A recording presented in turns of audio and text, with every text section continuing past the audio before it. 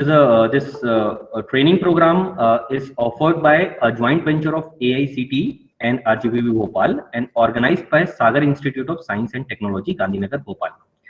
So before starting the session, there is two important instructions for all the participants. The first instruction, if you have any query or if you have any question, so please note down and type those query and questions in the chat box in the last 10 or 15 minutes. And after the completion of session, we will take those queries and questions into the discussion. The second important instruction is that a feedback link will be forwarded to you after the completion of each session. And after each session, you have to fill this feedback link. Based on the response, your attendance will be marked. So it is important to fill that feedback form after the completion of each session.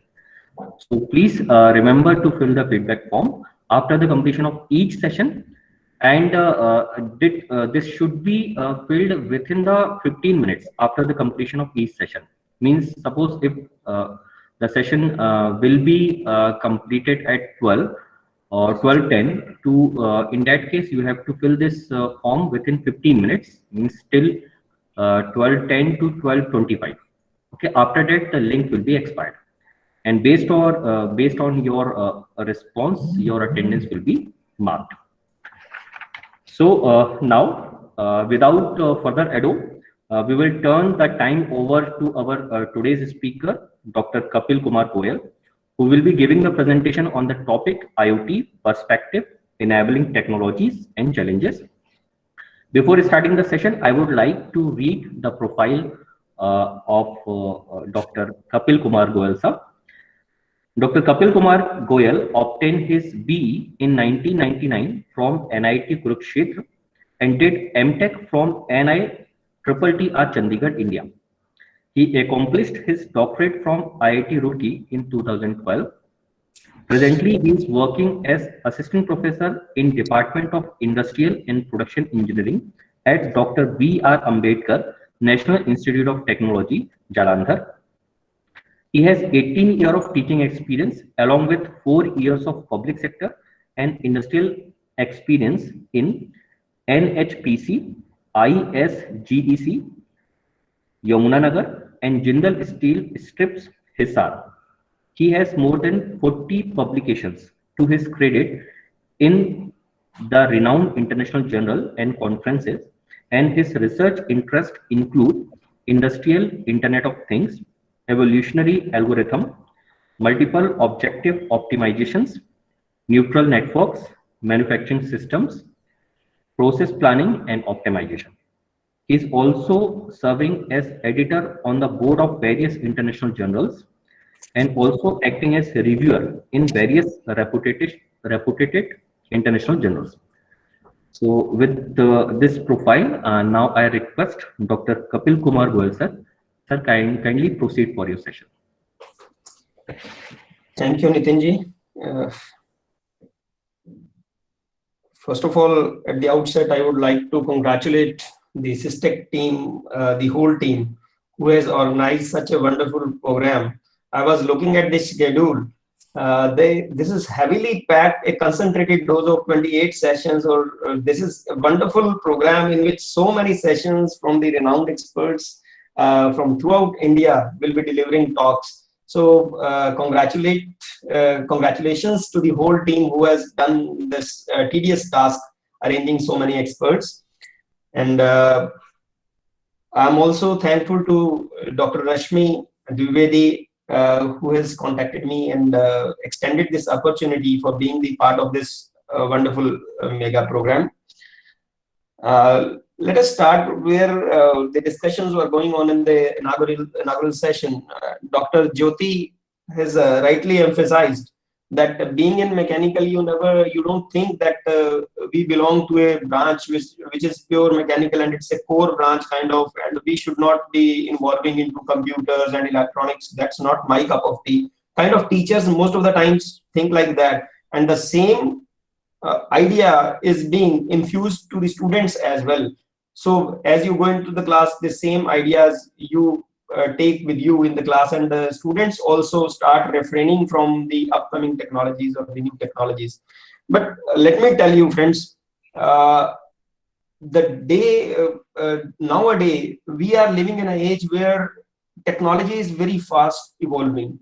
Each day you will witness new terms, new technologies, new way of leading the life, new way of jobs. So there are lots of possibilities. And if you say I'm interested in core only, then let me tell you, the jobs in the core sector are going to be minimized by and by as we go further. They are reducing at a very faster pace, because you can see IC engines are getting phased out, and it will lead to the battery operated power operated vehicles. Maybe IC engines will be no more. And likewise, the technology we are learning in the institutes, maybe as we pass out, that technology gets obsolete. This is the such a wonderful, such a big pace of the revolution in the technological arena, that you have to learn to learn. Learning is not important. Learning to learn is very important. Keep yourself updated, and always have an interest in the upcoming technologies. And those who will join these technologies as early as possible would definitely lead to a bright career, bright future, and would definitely pass on bright career to their students in a long run. So friends, let me start with my presentation. Nitinji has said that you keep noting your queries, and we'll discuss after the session, but it makes the session monotonous sometimes, I feel. In case you have some query, it makes sense then only to ask the question. So till I get stuck up answering your queries and the session gets jammed, up to that point, I don't feel that we should restrict our queries, because there are very limited people who ask questions. So those questions are welcome during the session itself. Whenever you want, just unmute yourself, ask the question, and please mute again.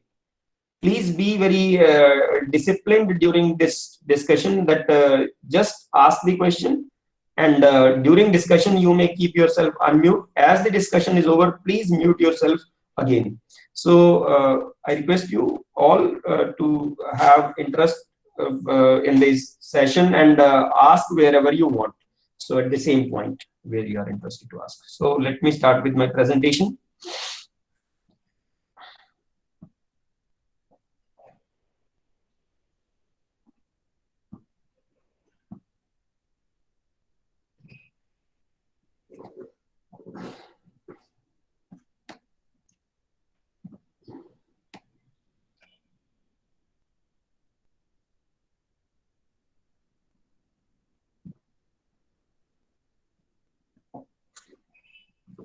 I hope my screen is visible to everyone.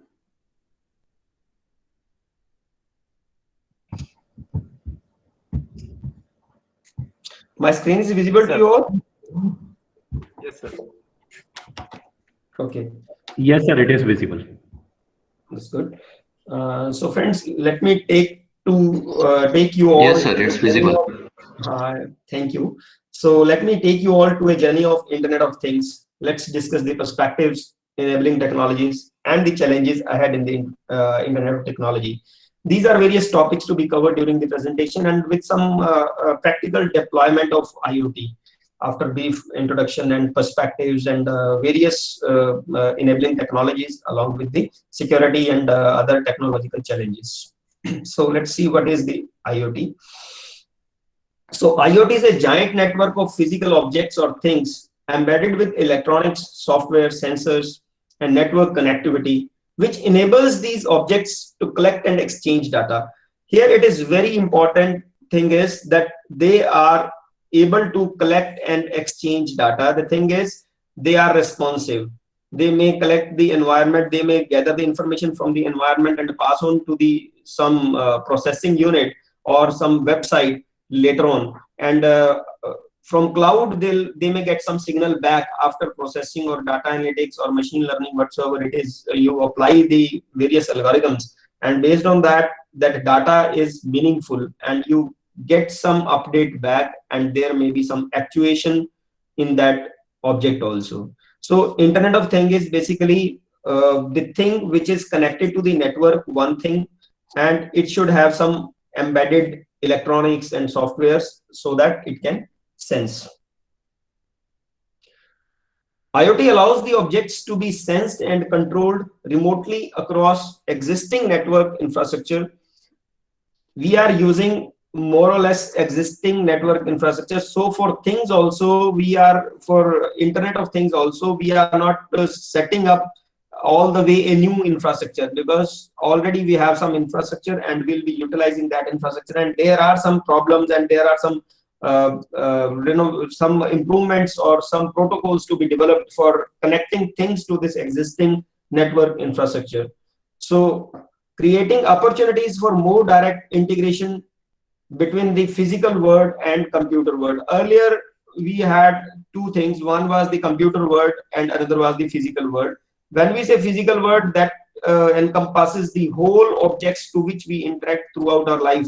So it may be industry, it may be a domestic objects, it may be our vehicle, it may be our wearables. We are going in the class, we moving, we are passing through the roads. All are the physical world we are interacting with.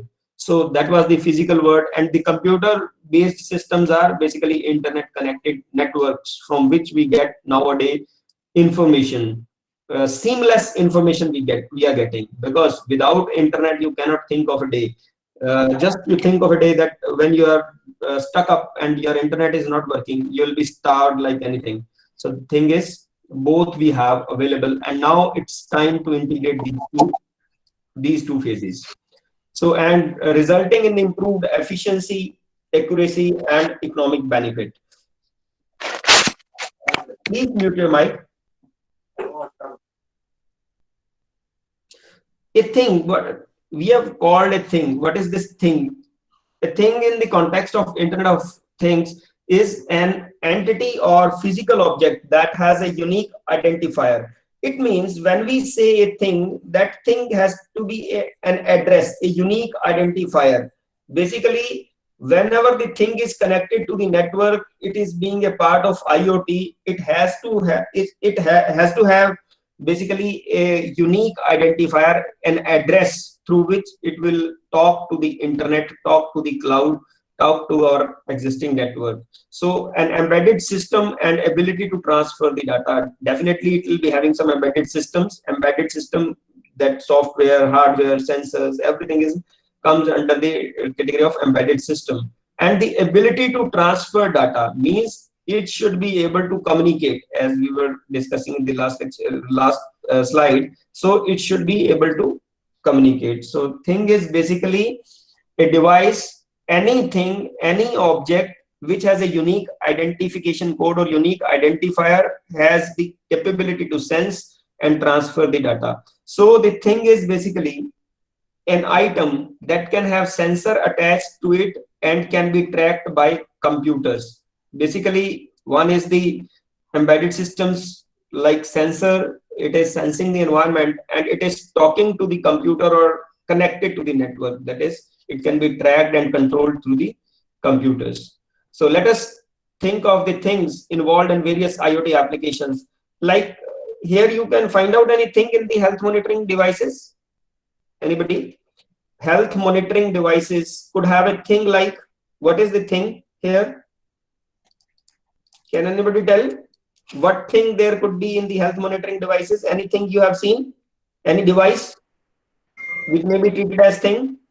Temperature measurement.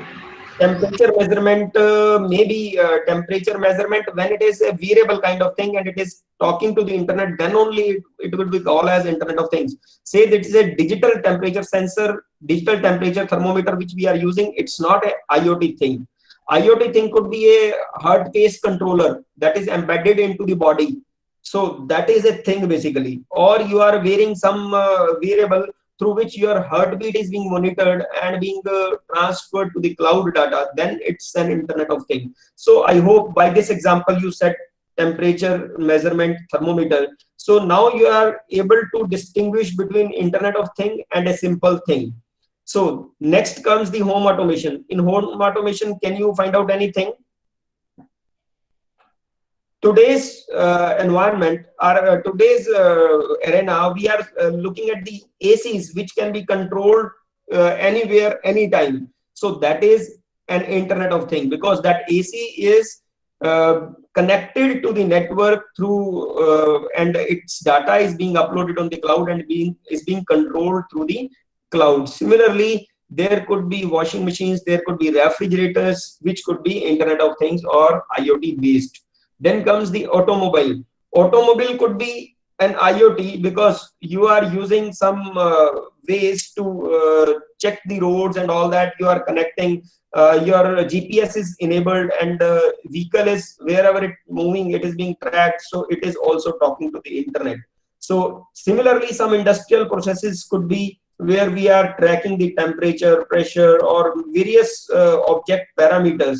And those object parameters, once uploaded to the cloud, in long run, they will give us important information. How that industrial process behaves in the morning, how that industrial process behaves in the evening, how that industrial process behaves when some X worker is working on that. In long run, that X worker has this much efficiency, Y worker has this much efficiency. So when we will log in each and everything in the IoT system, so we'll be able to see so many insights from the data in long run. Okay, we can find out the productivity of the machine, productivity of the person, environmental impacts, or the daytime impacts, shift ending and starting impacts. So all the things can be controlled. In farming, we can say we can have a sensing elements you might not have seen. So there are available technologies where we can grab in just sensor, or you can make your own. Just put a sensor in the soil and you will be able to monitor its NPK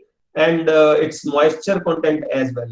So environmental control is basically, we all see that nowadays we can control the environment by setting up humidity, setting up the temperature, and all the things can be controlled.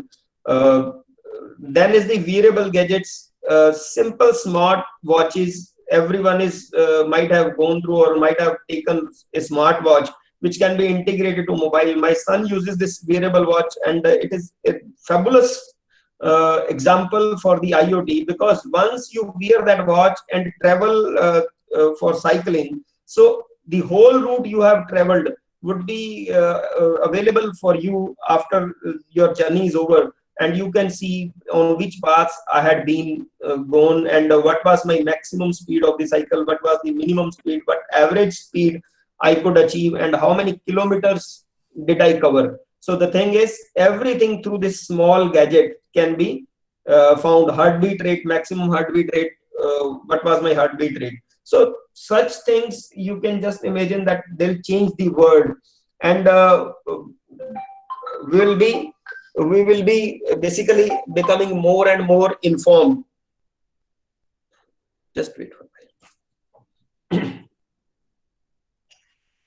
Then comes the why IoT. So automation is the demand of industry. So industries are now facing a fierce challenge of competition. Now the industries, those who will survive, only will survive those who are competent, those who have their systems efficient. To make their system efficient, they'll be looking for some smart solutions like IoT. We want to control everything remotely, because nowadays people don't want to work. They want to spend their time in more productive tasks rather than those repetitive tasks. The thing is, now we want everything to be controlled remotely, and we don't want to spend our energy in just moving here and there. So real-time data analysis is increasing. Data analytics is a field you might have heard is getting maximum package and maximum vacancies you are getting in data analytics. So data analytics is a very upcoming field, and that is also well suited to this IoT, because once you have data through IoT, that would be only needed for this basically data analytics. So you need data for data analytics, and that would be generated through this IoT basically. So hence tons of data is collected from the devices all over the world, and this data is managed by cloud. So cloud computing and fog computing comes under IoT. Now I'll also explain in the coming slides what is cloud computing, big data, fog computing, edge computing. There are so many terms coined each day, so we'll discuss. Let's see Internet of Things, how it got evolved. Earlier we had human to human interaction, and that interaction was due to fixed telephony. We had landlines and we used to talk on that, and later on maybe some mobile phones came, and we used to have some SMS facility only, and there was no internet connected to those devices, and we didn't have computers so accessible. So that was the era when human used to connect with human only, and then came the internet of content, that is the information age. Now that was the next age, was the information age, where we had information, where we had internet, where we had email. So information starts flowing from one person to another through the internet, and as the information we were using the information the same time, just after the information we switched on to the e-productivity, e-commerce. Nowadays all of the maximum purchases at home are made through e-commerce only. It has totally almost changed the scenario of marketing. So similarly, e-productivity and so many online applications we are using.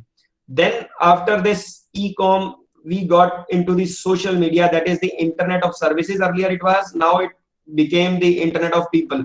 Internet of people means now people started using internet very widely for Facebook, YouTube, Skype, WhatsApp. There are so many chatting or social media platforms, Twitter. So the thing is, we are using very frequently these kind of apps for the information and entertainment. Then came the machine to machine. Basically, this is the last and final phase right now so far, and in the future we will be seeing many technologies coming. So far we have reached machine to machine communication. It means without any human intervention, AC can talk to fridge, fridge can talk to washing machine. So likewise, machines will be able to send or transfer the data and through each other without any human intervention. So it needs definitely some identification, tracking, monitoring, metering, automation, actuation, payments, so many things. So there are ways by which this machine to machine has already begun to take the market. The concept of IoT first became popular in 1999, almost 20 years back, through the Auto ID Center at MIT and related market analysis publication.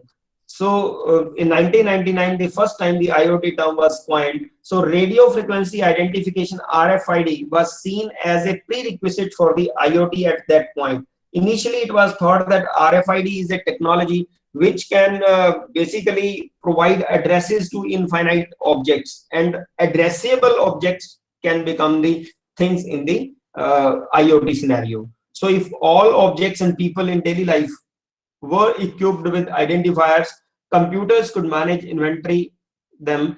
Besides using RFID, the tagging of things may be achieved through such technologies as near field communication, barcode, QR code, and Bluetooth and digital watermarking. You might have heard this term earlier also, that is the Moore's law and the future IoT. What does it state? It states that many of you might be familiar with Moore's law, and it states that processing power of the computers double every 2 years. So this is true right now. So far you can see here how the devices are being connected and how the scenario is changing. So anyone who owned a PC in 1990 and has a smartphone today will be able to see the technology advances we have made. Now the mobiles are itself. Please mute yourself. Mobiles itself are of 8 GB RAM or 6 GB RAM and beyond. They are almost equal to the processing capability of the computers. The thing is, the size is reduced dramatically, and power is increasing dramatically, and moreover this computation power is increasing. And the thing is, you can see here how year wise the thing connected things are changing. So you can see here the 50 billion things are almost expected to be connected during this last year 2020. So the thing is, it is changing very fast, and all the things are having internet access. We started with, say, in 2003, when the internet 1999 IoT was just coined. Only 6.3 billion world population was there, out of which 500 million people were only connected. And you can say in 2000, you can see in 2010 only, the connected devices became higher than the world population. Why it happened? Because everyone had computers, everyone had laptop, everyone had mobile phones and other devices also. But right now the things were not connected up to 2010, but still it crossed over the world population. And in 2015, say, it is 25 billion approximate it was connected devices, and world population was 7 billion. So the thing is, it changed very fast, and today we are on a scenario where 50 billion connected devices are working on this same internet infrastructure which was made for humans. Now it is being utilized by the things. So change is the only thing permanent in this world. So earlier, when it was thought that IoT was invented, or internet was came into the market in 80s, late 80s or during 80s, then it was seen that basically address was IPv4. IPv4 had a 32-bit number, and 32-bit through 32-bit only we can have 2 raised to power 32 possible combinations. That is the almost 4.2 billion connections. When the internet came into vogue, then it was thought that the 4 billion connections would be more than enough addresses, because IPv4 is basically an address, internet protocol address. So this provides a unique address, but the address is exhausted very fast. And after that, in 1999, the new addresses were evolved, that is the IPv6, which had 128-bit number. Earlier it was only and only 32-bit. Now it became 128-bit, where 2 raised to power 128 is almost infinite number of possible addresses. You can see these many number of addresses can be possible. So I won't go into the detail of coding schema of this IPv4, IPv6. You can see that on your own. So let us move further. So how we moved from internet of people to internet of things. Now the things are being connected, and people are also being connected, and they are interacting seamlessly through all the things. So IoT enabling technologies. So internet of things is not the result of single novel technology. IoT has not developed just out of a blue. It has developed due to significant improvement in the enabling technologies, and many technologies came together to just bring this technology IoT. So instead, several complementary technical developments provide capabilities that, taken together, help to bridge the gap between the virtual and physical world. Virtual world is basically where we can say cyber system or computer system, and the physical world is the things, basically the whole scenario. So these capabilities include, first is the communication and cooperation. What we want is that things should communicate. So things, when start communicating, each and everything cannot be directly connected to the internet. That will increase so much of data on the internet, that will flood the internet through data, and the internet may get choked. So, or that would be too costly also, power consuming also. So for that, wireless sensor networks is a complete field of electronics and computers, which is being utilized for the IoT purpose. So then in the WSN, basically wireless sensor networks, new protocols and technologies were developed in this field, so that the things can be connected seamlessly. And in this case, there are various scenarios: single hop communication, multi-hop communication, half duplex, full duplex, or kind of single duplex. So the thing is, different types of terms are there in wireless sensor network. We may not even need those terms in detail. Just you should understand that this is the network which makes the IoT happen. Next is the addressability and identification. As we were discussing, that new IP protocols were brought because earlier IP protocols were exhaust, and RFID technology was such a technology that you can label anything. You can have a addressable. You can have an. You can attach an address to anything. Say in a departmental store, say you can use RFIDs to various products so that we can manage the inventory automatically. We can see how many things are there on the rack or not. So this is how this RFID can be a very low cost effective solution for the implementation of IoT. Then comes the sensing and actuation. Basically, this is the purpose of these IoT things, that ultimate objective is we want to sense our environment, we want to get the data from the environment or from the things at what is the state, and based on that there could be some automatic actuation from that is based on the data analysis, or that could even be a manual actuation also. So sensing and actuation could be possible only due to the development of MEMS and nanotechnology. Basically, MEMS and nano, when we say we want to reduce the sizes of the objects, if the sizes are reduced, then only they'll be consuming less power, and it would be feasible to embed them into all things in which we want to embed this IoT. Next is the cloud computing and big data. Once we have done sensing, things have communicated through the network, where does that data go?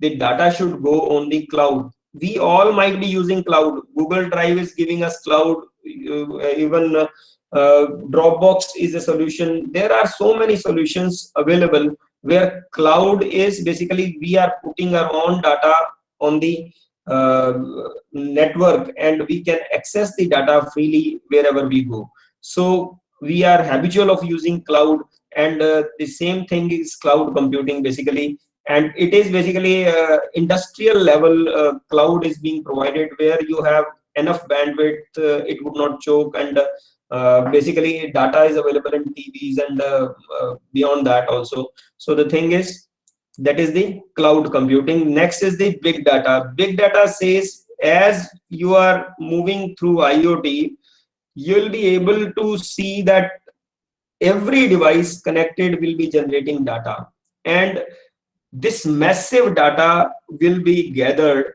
and this data would not mean anything unless until we use this data for a purpose. That is how getting insight from that data is very, very important, and that is how we manage this big data in an efficient way so that it is very fast also. So next comes the edge computing and fog computing. Basically, these are the two terms which are used for the sensors and sensing elements from where the data is collected, that is being processed on the node itself, from where the data is being collected. So advancement in power sources and energy efficient usage, that is also very important, because when we say power sources, when we say we are using sensors, everywhere you might not get the power connection or the power line. So what you do is you use some battery operated sensing units which are independently working for years and years long. So maybe a sensor just thrown, and it would be giving us data for years. It has been envisaged that a life of the sensor maybe up to 10 years is expected, just with its own battery without any interaction with other power sources. So this kind of expectations we have with these sensors. So for that we'll be needing the research and development in case of batteries, and we will have to develop the energy efficient systems. So this is the IoT architecture, in which the first layer is basically sensing and identification, where the sensing could be based on GPS, smart devices, RFID, sensors. These are the all devices which are the end devices to which the human to which these devices are connected, things are connected, and those sensors and actuators will be taking data from the environment or the state of the health. Say a manufacturer is providing a machine, an industrial machinery, in which he has provided this IoT. What he will do is he will embed some sensors into the machinery and would be maintaining that data log in their organization, in the industry, as in the industry itself, from where the machine has been manufactured. So once, say I am a client, I took that machine, I took that to my place. Even then, if I install the machinery, that machinery will be sending data continuously to the manufacturer, and manufacturer can see from the data, okay, this is having vibration problem, its beer may get its bearing may be faulty or needs replacement. So the manufacturer may call you, okay, dear so and so, and we need a preventive maintenance of your machinery. The thing is, so that kind of maintenance can be expected. That kind of data analytics can be expected from these machineries. So that was an example, just, and it can be utilized any number of ways. Just you think and it will be ready for use. Then comes the network construction. So network is basically, it could be internet, it could be wide metropolitan area network, or it could be PAN, LAN, local area network, personal area network, or metropolitan area network, or this wide area network. So the thing is, when we say LAN means it is basically limited to a system only. That system may be in kilometers itself, that would be treated as LAN.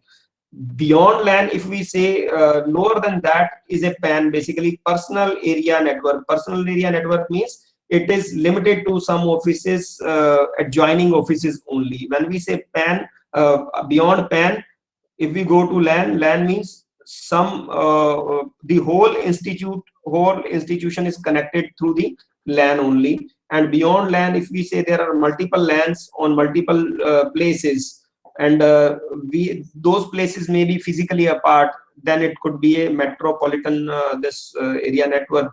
And finally the internet, that is WAN, that is the wide area network.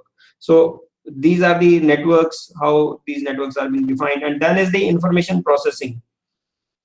So once we have got the data from these devices to the internet, and internet has supplied this data to the cloud, and then comes the data analytics part, then smart decisions are being taken, then data mining is being done from this data, or data centers are established, they'll be catering to this managing the data.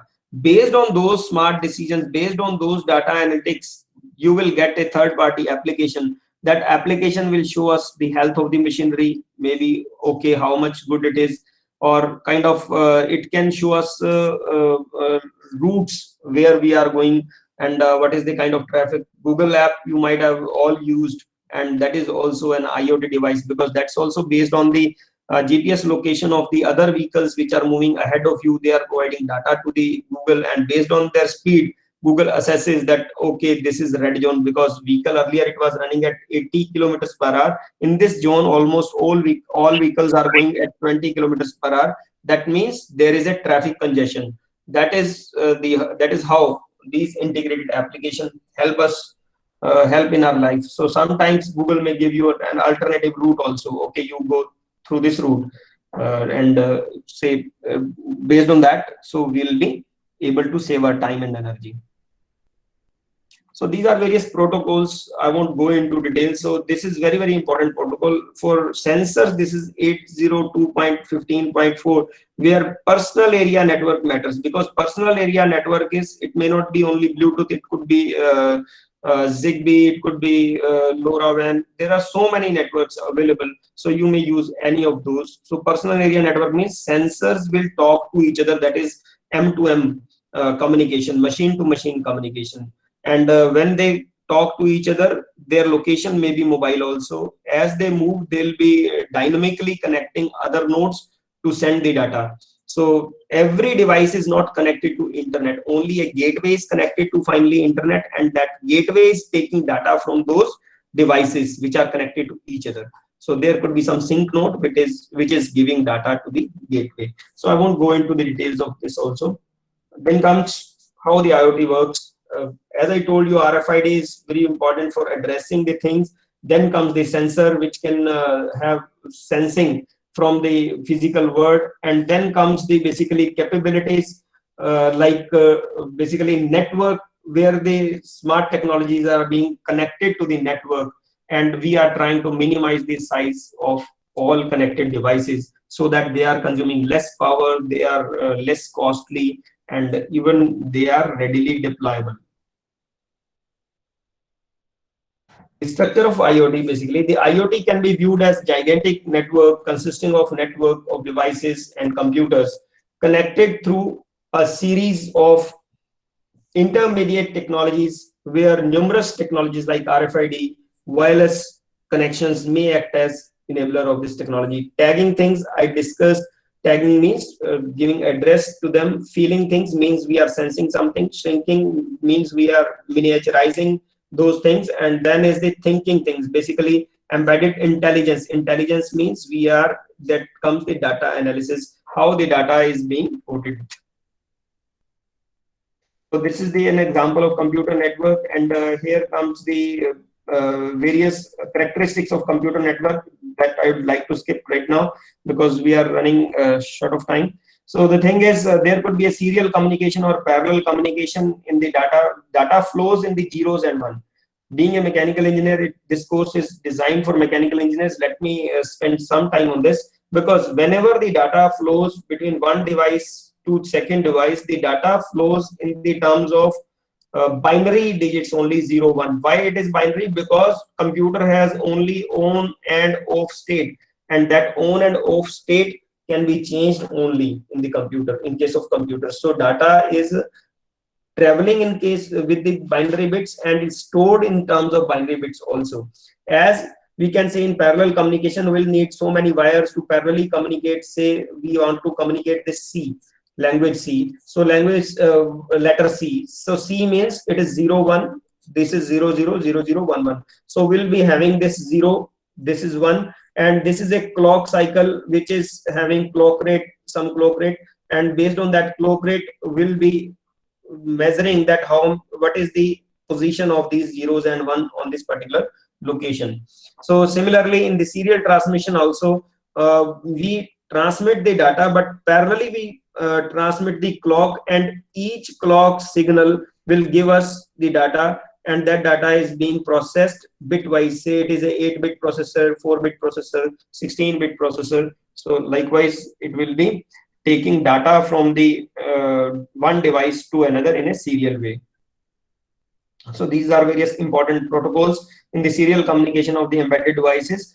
Inter-integrated circuit communications, serial peripheral interface bus, and this UART, basically universal asynchronous receiver transmitter. So these are three important communication you will see on the microcontrollers.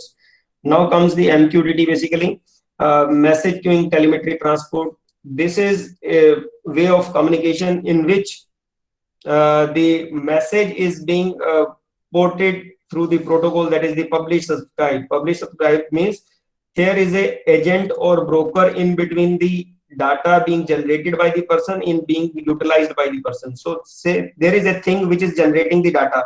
So that thing which is generating the data will not communicate the data directly to the people or to the websites where the data is required, because that data will be initially sent to a broker or an agent through some topic, and once the data is being sent to the agent, then some websites may subscribe to that data, published data, and will be getting that data after subscription.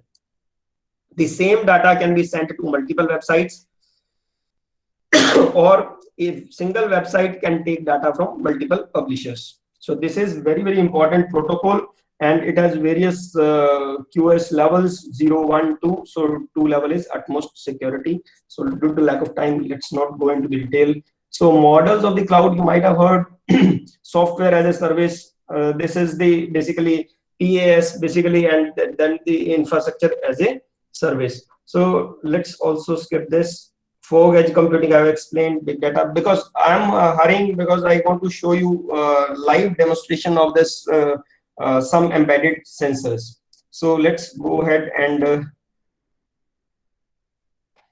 we are left with 15-20 minutes. So I'll prefer to show you an actual implementation so that you may not get afraid of this IoT. IoT is a thing which is not made for mechanical engineers.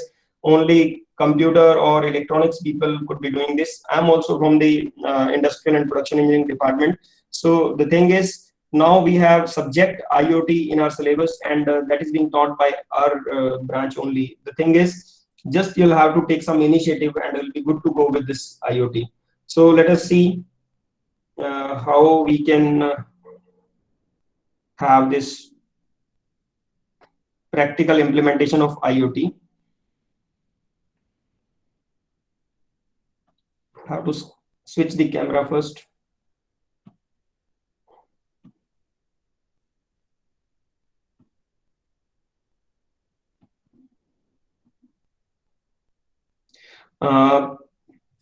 Please stop the PPT and switch to my camera. My camera is visible. Please unpin my PPT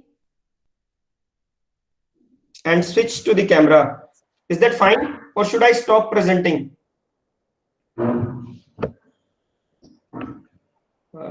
Would that be fine? Because I'll have to present the screen for its interfacing. So that's why let me keep connected to this presentation, and let me show you through the other screen, that is the camera, which is visible, which is showing you the embedded systems. And let me show you some of the embedded systems through this. Yes, sir, it's visible. It's visible. Okay, that's fine.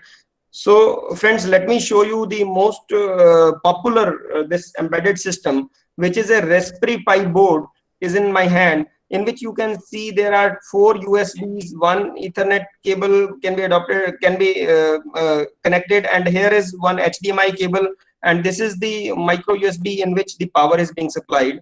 And here is the main processor. This is the processor, and these 2 slots are, one is for camera input and another you can put the LCD. And these pins you might be seeing, these are known as GPIO pins, general purpose input output pins. These are the general purpose input output in GPIO, from which we take some decisions. These pins are utilized for connecting various devices. Those devices may be sensors or maybe actuators. In case of sensors, those devices will send the data through this pin to the processor. And in case of actuator, this processor will give some signal to this pin, and that pin will lead to actuation part. So this is the Raspberry Pi board. Similarly, you can see here, this is the Arduino Uno, and various variants of Arduino are also available. Arduino Mega, Arduino LilyPi, Arduino Bluetooth.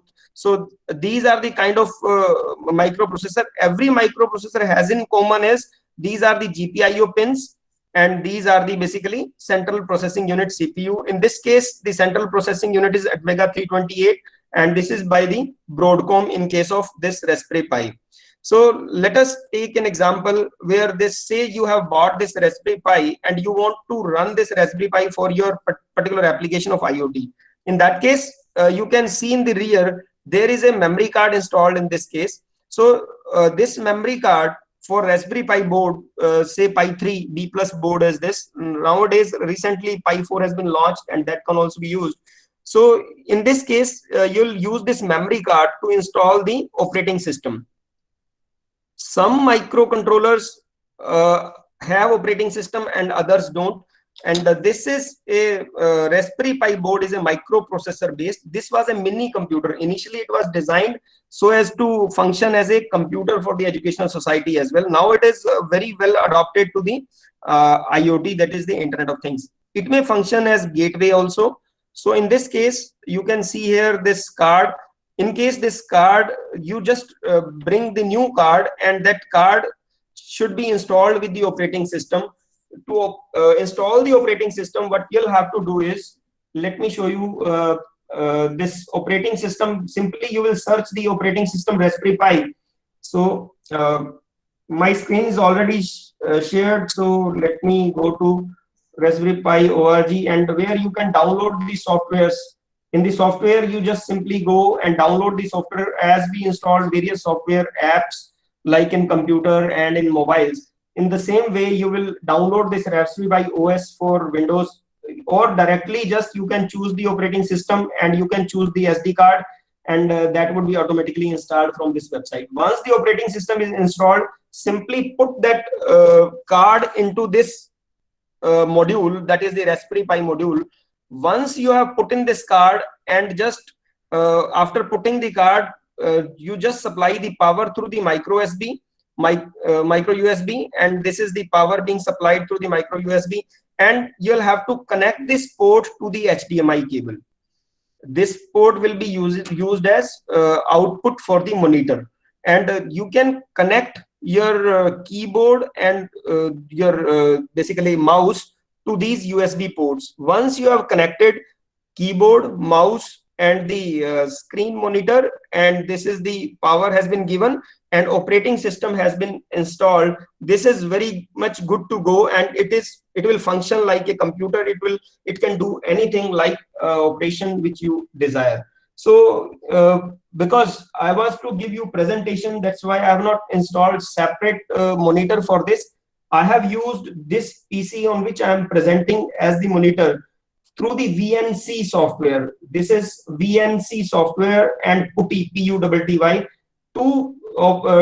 These are the small programs. Once you download these programs and run on your this PC, then you'll be able to access this Raspberry Pi board onto your direct laptop without the additional screen available. So let me show you the screen.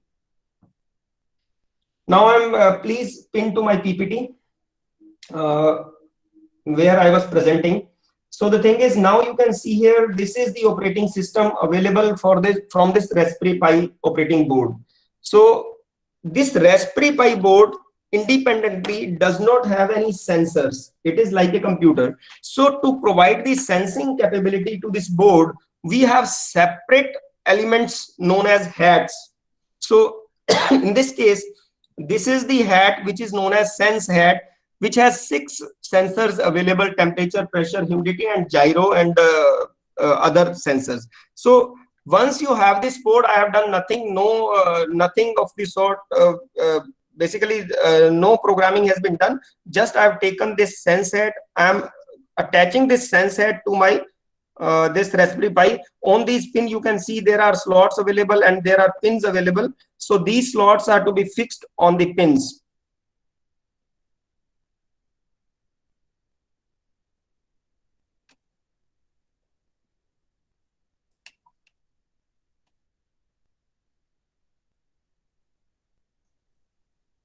Once we fix it up, now it is fixed.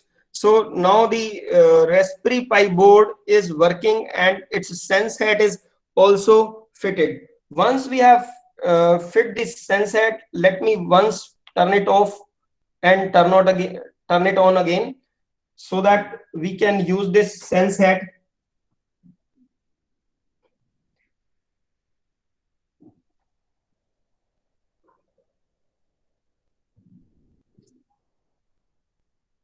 Wait for a while till this VNC connects to the network.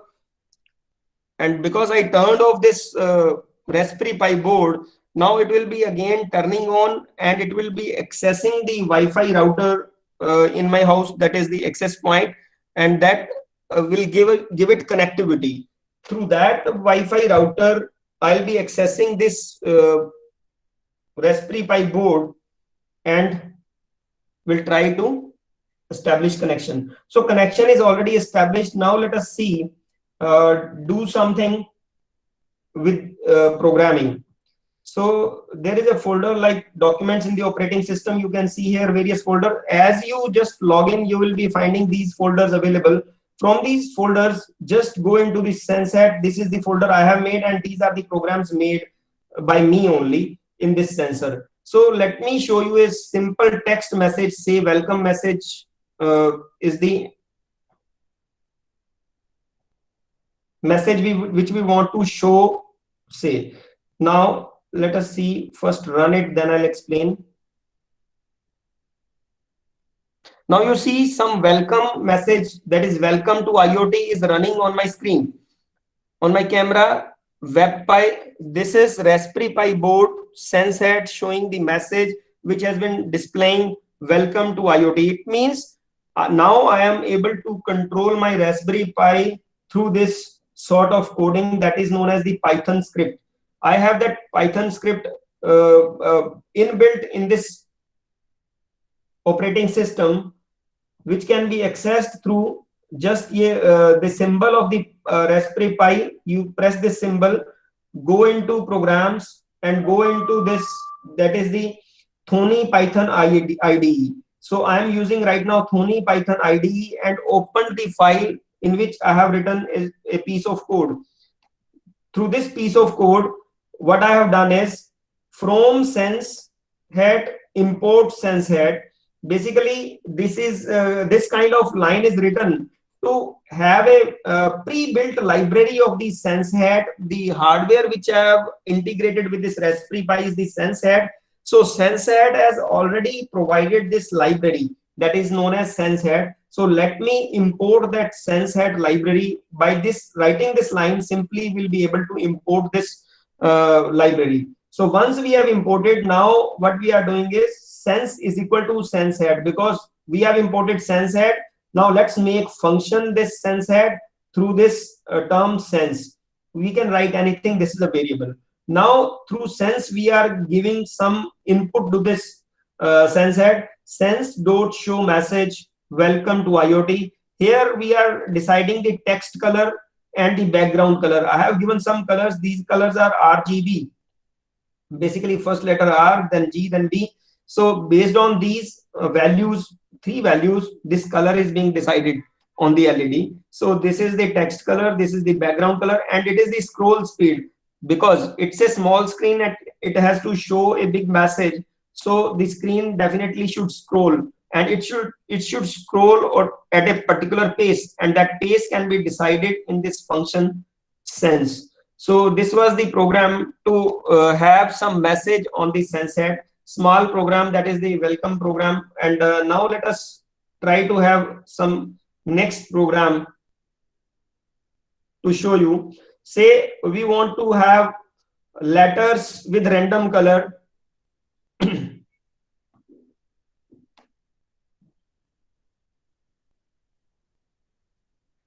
Let us stop this first, stop this program. Now let us see, we will run this letters with random color. First let me run and just see the camera. You can see various letters in different colors available on the screen. So in my camera you can see various letters being run randomly on different screens. So basically this is how we can make a small script in which we can write letters on this sense head. But this does not make any sense. But the thing is, initially you should know how input and output will function. Now let's see a meaningful script.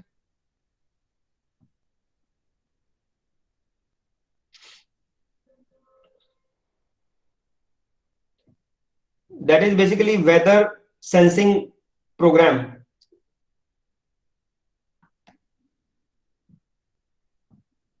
Okay. First, let me stop everything whatsoever is running. Now you see here,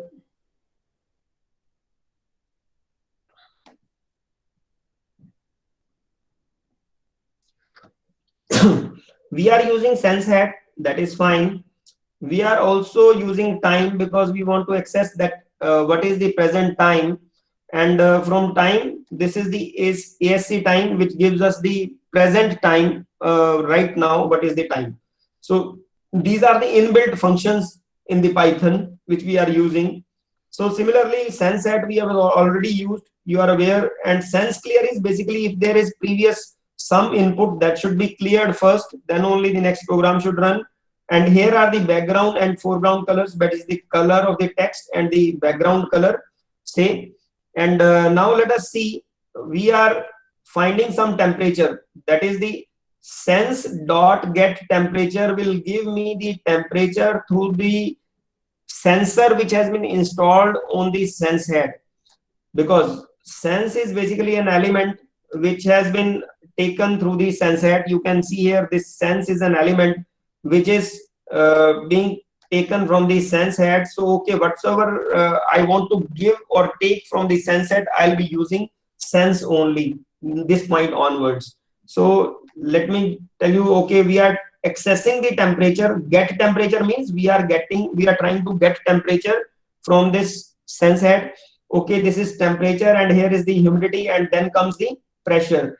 In the similar, again we have rounded off these values, because temperature it will give say 10 20 points real number, so that won't make any sense. Okay, we have reduced the complexity of the text, and we are rounding off the temperature, pressure and humidity values, and then we are just making a formatted message. In Python you can generate a formatted message where percentage d represents a variable. Here also percentage d represents variable, rest are the constant, and the percentage d also represents variable. After percentage, if you write THP, T means temperature, H means humidity, and P means pressure. So these THPs are being reutilized. Once we have made this message, okay, now we are giving it to sense.show message as we used earlier, message, and then is the scroll speed, then is the text color and background color. Once you see it, okay, let me run it. You see whether we are able to see the temperature. Temperature is equal to 32 and humidity is 50. So kind of temperature, pressure and humidity, the three values we are able to take. So so we have seen that how we can see these values on the sense head. So once we have seen these values, we can also see on the all these values on the sense head, basically shell also. So this is the print message, which will print the message on this basically console, and then we can also write these values of temperature, pressure and humidity in a text file or in a CSV file or an Excel. So mostly TXT and CSV files are preferred. Here we are putting the temperature, pressure and humidity value, that message being written in this text file. So here is the right now what is the time, and log.write, I want to give it what is the time now, and plus message will give me all the readings of temperature, pressure and humidity, because message we have structured contains the temperature, pressure and humidity. So I hope you are clear with this, and these are the values on the screen. You can see here, this is the console, and console is showing me the values. So these are the values by the temperature sensor. Temperature, pressure and humidity is being shown on the console, is shown on the sense head, is being written on this file also. Let me show you the file also. Okay, let me stop this program.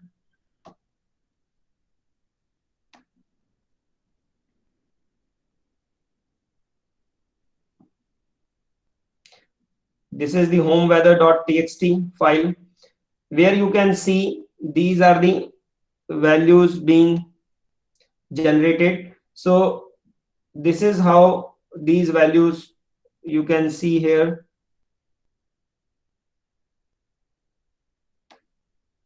These are the values being generated right now.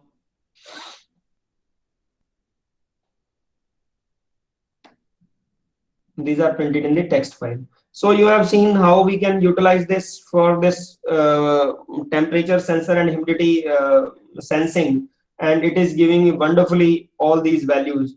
Now the next step is, say we want to go ahead and we want to see how these values can be further, how these values can be emailed. Means basically we want to send this message to our mailing, because this sensor might be installed at home and I want to see these values in my office also. Okay, what is the temperature, pressure and humidity in my home? This is a sample. Instead of temperature, you can implement any of the sensors. It could be ultrasonic sensor, it could be a motion detector sensor, anything you can build. So let me show you a script where we are using this emailing through this Python script of this Raspberry Pi board.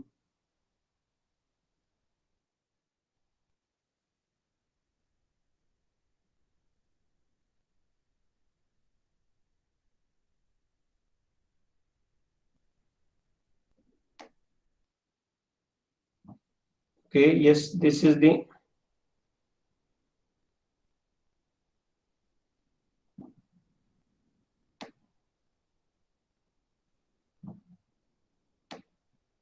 emailing code.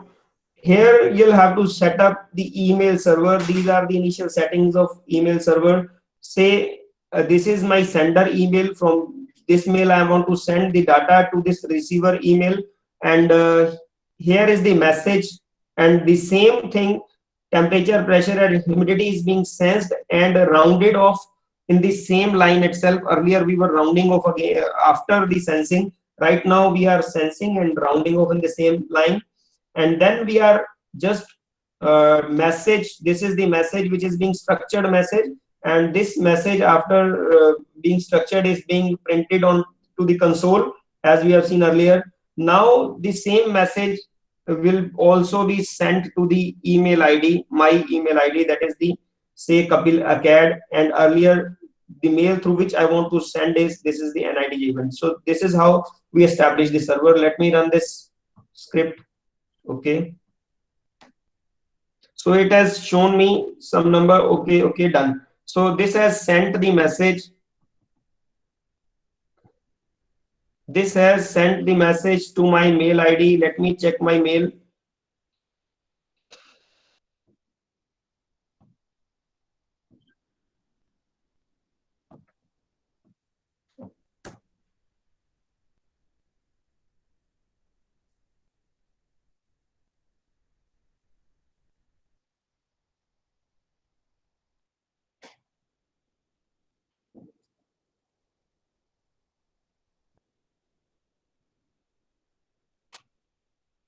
So this will definitely be getting the email from this mail server. Right now it's not visible. So this is visible. It might be some network issue.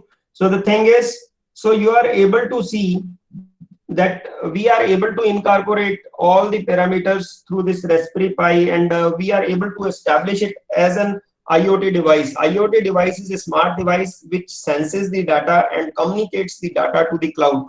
And right now we have seen that, okay, this data is being sent to the cloud. So the thing is, basically here through this small script, we are able to do this.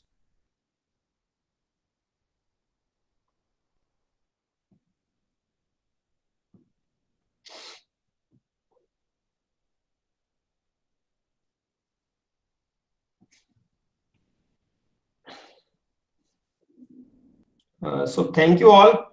If you have any queries right now, please ask me. Hello, sir. May I ask this one question to you, sir? Yes, please. Sir, how the physical world and virtual world, it will help to the Internet of Things, sir? Basically, sir, when we say physical world, everything around us is the physical world. When we say cyber world, that is the computer world. The thing is, you just take an example. You are in a car and you have a GPS enabled, and when you leave your office, then only your AC will be AC will come to know how much time you will take to arrive in the home, and your AC takes say 10 minutes to cool down the home before you arrive in the house. So as it will be just turned on before those 10 minutes only, and as you reach in the house, your AC will be functioning fine, and your environment in the home will be as per your requirements. Simple example I have taken. Say you are sitting with your father, and you know that my father is of the age say 75. Whenever my father sits with me, okay, in that time I don't want to turn AC at a temperature 21 degrees centigrade. Your AC should be smart enough through maybe image processing. He'll be AC is a thing which is smart.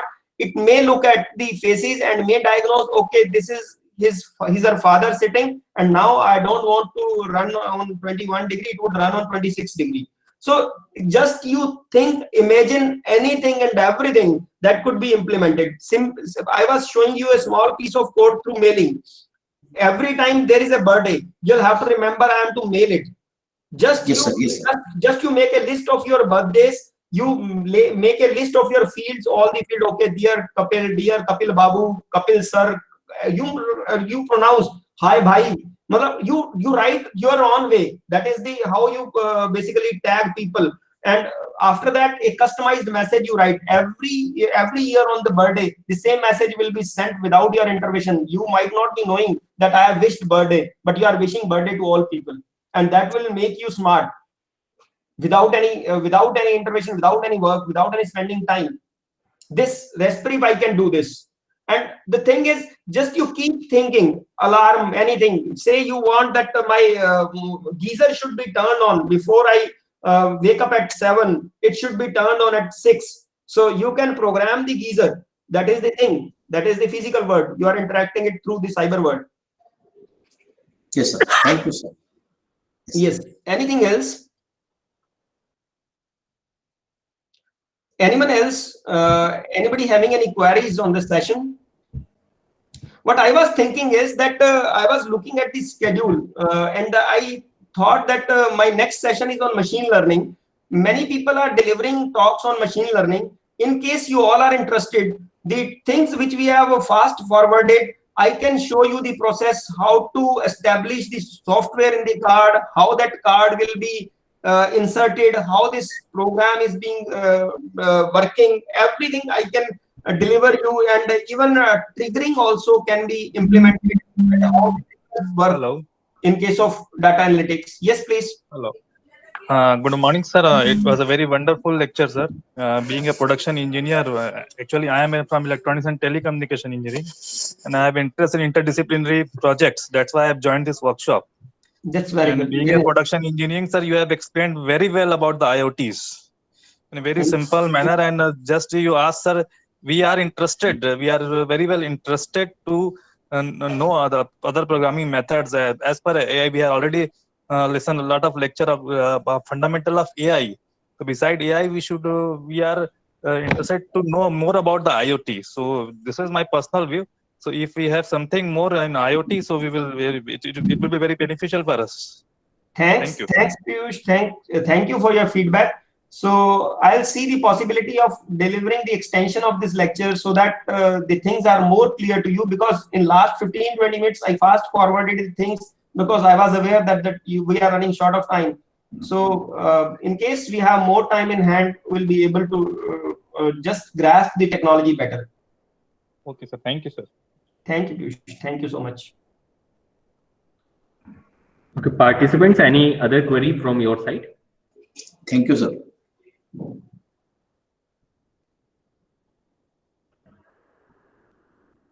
Okay, thank you very much, sir, for your wonderful session. That was very informative, and your session explored area of IoT for our participants. So thank you very much, sir. Thank you, Nitinji. Thank you so much. You have conducted this session wonderfully. I was looking at you, and during the inaugural as well, you handled the session very well. So congratulations to you. The first step is half done almost. This is rightly said. And the course had got tremendous response, and participants are also interested in learning. So wish you all the best, and thank you for providing this opportunity. Thank you, sir, for giving us your valuable knowledge and time. Thank you very much, sir. Have a good day, sir. Okay. Okay, all the participants, we are forwarding you a feedback link. So please fill this feedback link within the 15 minutes. After that, it will be expired. Sir, where is the feedback link, sir? I am just forwarding you on the chat box. So just wait for. So is it possible to forward the feedback link and attendance link in WhatsApp group also, sir? As sometimes we are attending this workshop through mobile, so it's not possible every time to open the chat box very frequently. So Sir, I have already forwarded the link to the chat box, sir. You have to just click on the that link. So a Google form. Can you mail this? So that would be also beneficial if you mail it. So sometimes chat box is not manageable from the mobile very well, actually. Okay. You just text your email or just I have to consult with the coordinator of this event. If she permits, definitely I will forward this link If to. it is not possible in WhatsApp group, then please mail the feedback link and the attendance link, please. It should be in the mail, please. Sure, but sir, within 15 minutes you have to fill. After that, it will be expired. Okay. Okay. Thank you, sir. After that, there is a break, lunch break for half an hour, and the next session will start sharp at 1 o'clock. So all the participants, my request is that be on time, and the next session will be delivered by Dr. Pralay Palsa. He is ex-director, Advanced Engineering Infosys and adjunct professor IIT Kharagpur. So the session will start sharp at 1 p.m. So till the time, thanks to all of you, and we will meet at 1 o'clock.